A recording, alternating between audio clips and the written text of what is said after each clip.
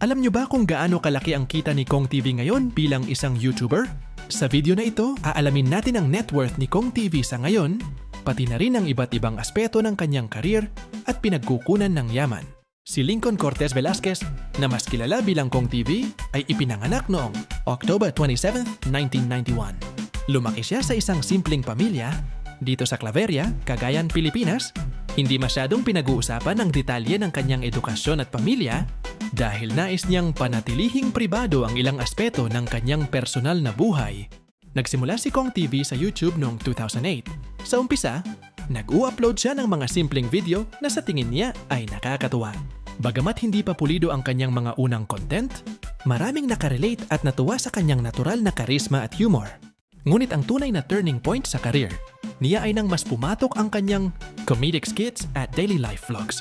Sa kanyang relatable na content at pagiging down-to-earth, unti-unting dumami ang kanyang subscribers. Dahil dito, naisipan niyang mag-diversify ng content tulad ng challenges, parodies, at series na nagustuhan ng kanyang audience.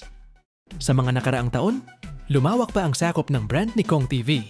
Nagkaroon siya ng iba't ibang business ventures at collaborations. Ang mga proyektong ito ay hindi lang nagbigay ng dagdag na kita, kundi nagpatibay pa sa kanyang presensya bilang isang entrepreneur at digital creator.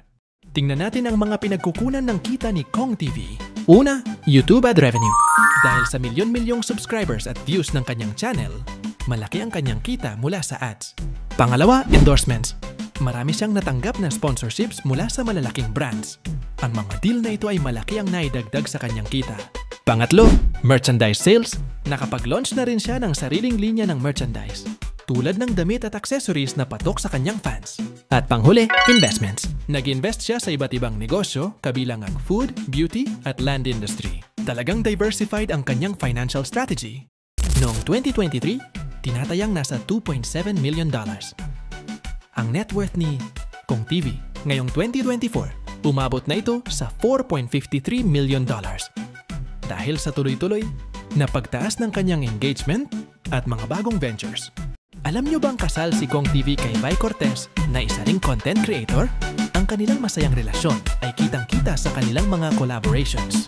Mayroon na rin silang anak na talaga namang nagbibigay ng dagdag na inspirasyon sa kanilang mga fans. Kilala si Kong TV bilang genuine at nakakatawang personalidad. Bihira siyang madamay sa kontrobersya at dahil dito, nananatiling matatag ang tiwala ng kanyang mga tagahanga. Ang impluensya ni Kong TV sa Philippine YouTube community ay hindi matatawaran.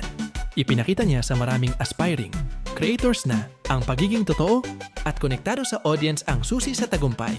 Sa huli, ang kwento ni Kong TV ay patunay na posible ang tagumpay sa digital age. Ang kanyang creativity at adaptability ang dahilan kung bakit patuloy siyang umaangat. Kaya't kung ikaw ay nangangarap maging content creator, alalahanin ang kanyang kwento, ang kwento ng sipag, determinasyon, at connection sa audience. Grabe talaga, di ba? Hanggang sa susunod na kwentuhan, stay inspired. Kung nagustuhan mo ang video na ito, please subscribe para sa next topic natin mga kakilay. God bless you all!